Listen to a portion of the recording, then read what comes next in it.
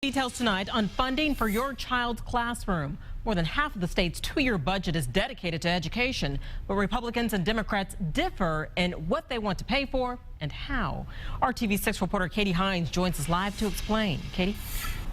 House Democrats argue that the largest issue is income inequality, and they say one way to level the playing field is by offering everyone a quality education from preschool through college. Parents, teachers, and a number of organizations are watching how the numbers are adding up for education. We want to make sure that wherever a child chooses to go to school, that there's enough funding there for that child to get a good quality education. Both Republicans and Democrats in the House say they want to rewrite the formula for funding schools.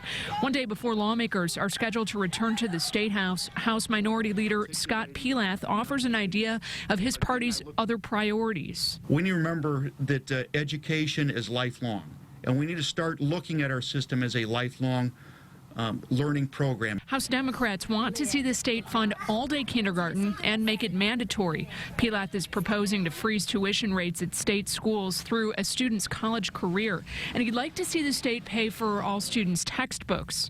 One proposal that could prove controversial is an idea to fund charters, vouchers, and traditional public schools out of separate accounts. We have to start to be honest about what we're cutting and what we're investing in, and then we can do what we're asking educators to do, which is to do a harsh and sometimes critical self-evaluation. House Republicans have already announced they'll focus on increasing funding for public schools. They plan to consider consolidation of some of the state's smallest districts.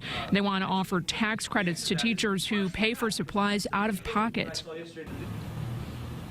And we reached out to House Republicans for an interview today, never heard back, but they did meet a few months ago to outline their priorities. In the meantime, control over the State Board of Education could continue to be a debate here at the State House. We've already seen a bill filed that would make that an appointed position by the governor instead of an elected one.